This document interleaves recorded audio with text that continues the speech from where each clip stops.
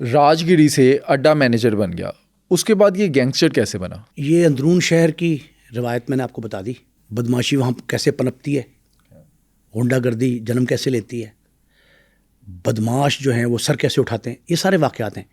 لیکن ایک بات بڑی ضروری تھی، بلا ٹرکاں والے کے ٹرکاں کا جو اڈا ٹرانسپورٹ جو ہے نا وہ لوہے کا کام ہے، جس میں شرافت اگر 10% ہے تو 90% چودراہٹ ہے. آپ بدماشی نہ کہیں، اسے چودراہٹ سمجھیں. ٹھیک ہے. چودراہٹ کا جو شوق ہے وہ بس اور ٹرک کے اڈے پہ 4 چاند لگا لیتا ہے اپنے آپ کو آٹومیٹکلی، کہنے کی ضرورت نہیں ہوتی. حنیفہ کے ذہن میں وہ چودراہٹ بیٹھ گئی جو بلا ٹرکاں والا اور ٹیپو ٹرکاں والا کے اندر تھی. اس نے بہت کچھ سیکھ لیا، وہاں تعلقات استوار کر لیے، پولیس والے آ کے بیٹھتے تھے، میں نے آپ کو بتایا بڑے بڑے بیوروکریٹس وہاں آتے تھے، ان سے تعلقات بن گئے. ایک وہاں شخص تھا، اس کا نام تھا حاجی دین محمد، اسے کہتے تھے حاجی کاں، کاں کوا، پنجابی میں کوا کہتے کاں، کرو. حاجی دین محمد کے چودھری عید محمد سے، یعنی اس کے والد سے تعلق، حنیفہ کے والد سے، حنیفہ کے والد سے تعلق تھا. تو یہ آپس میں دوسری نسل دوستی ہو گئی.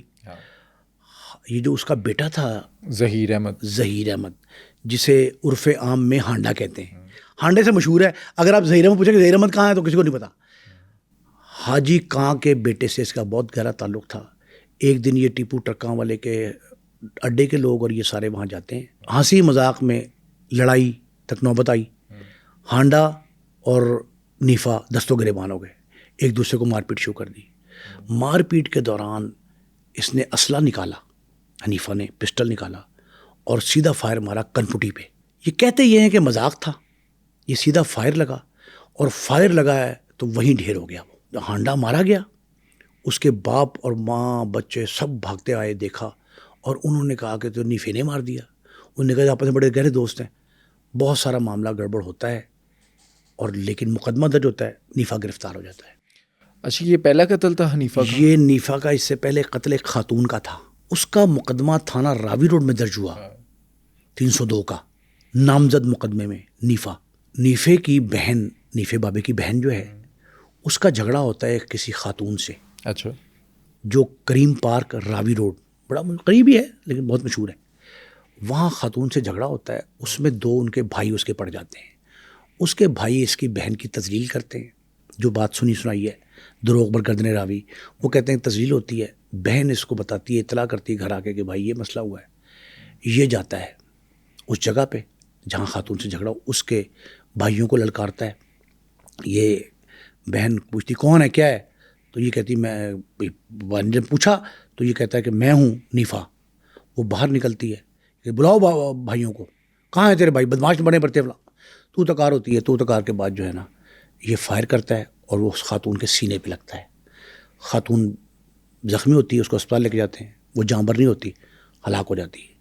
خاتون کے قتل کے بعد پورے علاقے نے یہ کہا کہ جب خاتون قتل ہوئی تو ہم نے یہ کہا کہ کتنا ہی کوئی بدماش ہو، اندرون شہر کی روایت ہے کہ بچوں اور خواتین پہ حملہ نہیں کیا جاتا. اچھا، ویسے یہ بدماشوں کے اندر ہوتا ہے، وہ کسی خاتون کے اوپر یا بچوں پر حملہ نہیں کرتے، اور دشمن داری میں تو بالکل نہیں کرتے دوسرے مخالف پارٹی کی خاتون پہ حملہ. ابھی یہ مثال آپ دیکھیں، تیفی بٹ کی بہن اپنے ہسبینڈ کے ساتھ بچوں کو لینے اسکول جا رہی تھی، نہر پہ جاوید بٹ کے ساتھ. جاوید بٹ قتل ہو گئے. انہوں نے بہن کو اچانک ایک گولی سکٹ کر کے گئی، اس طرح ان کو اٹیک نہیں کیا، نشانہ نہیں لیا، ان کا ٹارگٹ کر کے نہیں مارا. یہ جو دشمن دار مخالفت میں، انتقام میں قتل کرتے ہیں، دشمن داری میں مردوں کو کرتے ہیں، بچوں کی مثال میں نے دی تھی آپ کو. اس کیس میں بھی ایک واقعہ آئے گا. ارشد امین چودھری کو مارنے کے لیے نیفا بابا گئے تھے، تو ایک بچہ اپنی بہن کو بٹھائے، بیگ گلے میں ڈالے، سائیکل پہ سامنے آ گیا. انہوں نے سمن آباد موڑ پہ قتل کرنا تھا، اس پہ چھوڑ دیا، اور دوبارہ جا کے اقبال ٹاؤن میں قتل کیا، گلشن اقبال نالے کے پاس. تو یہ جو واقعہ ہے نا، اس پہ یہ دشمن دار مخالفت میں اندھے نہیں ہوتے، یہ دیکھ کے مارتے ہیں، دشمن سے بدلہ لیتے ہیں، مخالف سے بدلہ لیتے ہیں، بچوں اور خواتین کو محفوظ رکھتے ہیں. لیکن اس پہ میں نے جب سوال کیا وہاں اہل محلہ سے کہ جی، میں نے کہا یہ نیفا نے یہ خاتون کو کیوں مارا، انہوں نے کہا جی کہ نیفا گولی چلانے گیا تھا بھائیوں پہ اس خاتون کے جس نے اس کی تذلیل کی تھی. خاتون آگے آ گئی بھائیوں کے، اور گولی اس کو لگ گئی. वरना भाई अगर होते तो वो बदला भाई से लेता, ये लोगों का कहना है। अब देखें, बाज़ मामलात ऐसे हैं जिन पे ये लगता है कि हम किसी टॉप 10 को, इश्तिहारी को, मुलजिम को, बड़े बदमाश को हम प्रोटेक्शन दे रहे हैं, उसको तहफ़्फ़ुज़ फराहम कर रहे हैं। लेकिन बाज़ हक़ाइक़ ऐसे हैं जो पसे पर्दा रहे। मैंने इसीलिए इतने अरसे बाद, 20-25 साल बाद, 2 दिन वहाँ गुजार के ये सारे हक़ाइक़ की तह तक पहुँचा हूँ। और ये जो मंजरकशी मैं कर रहा हूँ, ये वो हक़ाइक़ हैं जो वहाँ के रहने वालों ने मुझे बताए, जो आई विटनेस अकाउंट है। उन्होंने कहा जी खातून को इसने इंतकामन नहीं मारा, वो दरमियान में आ गई, इस वजह से कत्ल हो गई। लेकिन पहला कत्ल खातून का था। रावी रोड थाने में मुकदमा दर्ज हुआ 302 का।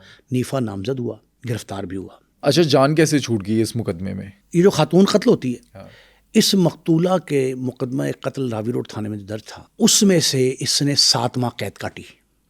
7 माह कैद काट के आ गया। और लोग ये कहते हैं कि वहाँ एक लोकल MPA थे, मलक साहब। मलक साहब का पूरा ख़ानदान अंदरून शहर से बाहर मुंतकिल हो चुका था, लेकिन जीते वो इस इलाके से इलेक्शन थे। वहाँ 3-4 बड़े ख़ानदान हैं भट्ट साहब। इसी लोहारी के अंदर ख्वाजा साद रफ़ीक, ख्वाजा सलमान रफ़ीक, उनकी वालदा ख्वाजा रफ़ीक शहीद की बेवा मरूमा, मलक आहद का ख़ानदान, फिर हाजी मकसूद भट्ट का ख़ानदान, जो मुंतखब अरकान असम्बली पंजाब में भी, कौमी असम्बली में भी ये रहे। इनमें से कुछ लोग सपोर्ट करते थे, कुछ बिल्ला ट्रका वाले ख़ानदान को और कुछ नीफा बाबा को। उन्होंने गारंटी दे के इनके मामलात में पैचअप करवाया, दोनों ख़ानदान का, उस मकतूला के और इनके ख़ानदान का। 6-7 माह बाद ये बाहर आ गए। अच्छा। इस दौरान 2 वाक़यात बड़े रूनमा हुए। एक वाक़या वहाँ इसी सूतर मंडी में एक खातून थी, बानो, जिसका तस्करा हम 2-3 प्रोग्रामों में कर चुके हैं। मंशियात फरोश थी। बानो पे दर्जनों मुकदमात थे मंशियात फरोशी के। उसके 4 बेटे थे, नादो, पीची, नानी और पत्तो। ये सब उर्फियत है, इनके असल नाम कुछ और हैं। ये जवान नए नए हो रहे थे वहाँ, और वहाँ जिस तरह उस नौजवान ने आके हमारे आंखों के सामने फायर मारे, इसी तरह ये कहते ये हैं कि ये चारों बच्चे जो जवान हो रहे थे, तो उन्होंने कहा जी कि ये जिसने हांडो को मारा है, ज़हीर को, ये कौन पैदा हो गया बदमाशियाँ नया। उन्होंने कहा जी कि ये ईद मोहम्मद के बच्चे हैं, बाबा और नीफा। वैसे आप ये जहन में रखें कि ये 5 भाई हैं। एक भाई तिबई मौत फौत हो गए, बुजुर्ग बड़े जो थे सबसे। इनके 2 बच्चों को नीफे ने खुद, अपने 2 भाई, छोटे भाइयों को, जो अपने नीफे से छोटे 2 थे, 2 बड़े थे, बाबा और उसका बड़ा भाई, और 2 छोटे थे, दरम्यान में नीफा था। 2 छोटे भाइयों को रोज़गार की खातिर, मैंने आपसे कहा था घरेलू मामलात जो हैं वो इतने ये अखराजात मीट नहीं कर पा रहे थे, तो इन्होंने और भी जॉब ढूंढी थी। इसी तरह भाइयों को इंग्लैंड भिजवाया। उस दौर में 3.5 लाख रुपए दिए, जो मोहल्लेदार कह रहे हैं, चौधरी ईद मोहम्मद ने और इसने हनीफा ने 3.5 लाख रुपए दे के 2 भाइयों को बाहर भेजा था। आजकल वो अपने बच्चों के साथ, फैमिली के साथ वहाँ जाते हैं, यहाँ भी आते हैं, और वहाँ उनके पास बरतानवी शहरियत है दोनों के पास। अच्छा। आजकल बरतानवी शहरी हैं वो। ये कहते हैं कि जब बानो के बच्चे नादो और पीजी, उनको ये पता लगा कि नीफा बाबा ईद मोहम्मद के बच्चे हैं और उन्होंने हांडो को कत्ल किया है, और वो आजकल उनका बैठना बिल्ला ट्रका वाला के पास है, तो उनसे इनकी तू तकार होती है। बाज़ार में वहीं बैठते, सूतर मंडी में। सूतर मंडी में जो मैदान था, अच्छा अब ये बात भी बड़ी अहम है कि मैंने उनसे पूछा कि रूटीन क्या थी नीफे बाबे की। उसने कहा जी कि बाबा ज़रा सबमिसिव था, नीफा जो है ना वो क्रिकेट खेलता था, और क्रिकेट खेलता था छोटे बच्चों के साथ, बिलियर्ड खेलता था, पतंगबाजी का बहुत शौकीन था। कह रहा है कि ये यहाँ से अपनी छत पे खड़ा होके पतंगबाजी किया करता था और पेच लड़ाता था। मीनारे पाकिस्तान से अतीक स्टेडियम से जो गुड्डियाँ उड़ती थी, जो पतंगे वहाँ से उड़ती थी, उनसे वो पेच लड़ाता था। तो ये इसके शौक़ थे। वेट लिफ्टिंग भी करता था, पहलवानी भी करता था, डंड बैठ के अंदरून शहर का मशहूर है। वो कहता थी कि ये दूध जलेबी, और दूध जलेबी में अंडा, कच्चा अंडा और बादाम पीस के ये डाल के भी पीता था पहलवानी के लिए। ये इसके शौक़ थे। कहता है कि जब इसने दोनों भाई बाहर भेज दिए, अब ये जहाँ बिल्ला ट्रकों वाले के अड्डे पर इसका आना जाना ज़्यादा था, ٹیپو سے مراسم زیادہ اچھے تھے, گہرے دوست بن گئے. ان کا تیسرا دوست تھا ظہیر عرف ہانڈو, بے تکلف دوستی, مذاق ہنسی, اور ایک دن ہنسی مذاق میں اس نے فائر کیا نیفے نے, اور ہانڈو قتل ہوئے تھے. جب ہانڈو قتل ہوا تو نادو پیچی بانو کے بیٹے, ان کو یہ احساس ہوا کہ یہ کون سا نیا بدماش پیدا ہو گیا, اس نے قتل کر دیا. اب جو شخص قتل کر لیتا ہے اور جیل جاتا ہے, اس کے معاملہ جو ہے نا عجیب گھمبیر سا ہوتا ہے. اس قتل میں جہاں یہ نامزد ہوا نیفا, بابا نامزد نہیں تھا اس میں, نیفا جہاں نامزد ہوا وہاں ٹیپو ٹرکالے کا نام بھی آیا, ان کے اڈے کے ملازمین کا نام بھی آئے. ایف آئی آر درج ہوتی ہے تھانہ لوہاری میں, اور تھانہ لوہاری میں اس میں حنیفہ گرفتار ہوتا ہے, ٹیپو نہیں پکڑا جاتا. ٹیپو کے والد بلا ٹرکاں والا نے اپنے تعلقات کی بنیاد پر مقدمہ قتل میں سے اپنے بیٹے کا نام نکلوا لیا, اور سارے کا سارا واقعہ نیفا براہ راست قاتل, فائر مارنے والا, موقع کا ملزم, اور 2-3 اور ملازمین ساتھ جو اس کے دوست یار اور بیٹھے تھے جو میچ کھیل رہے تھے, وہ نامزد ہوتے ہیں, وہ گرفتار ہوتے ہیں. اس کی دل میں رنجش آتی ہے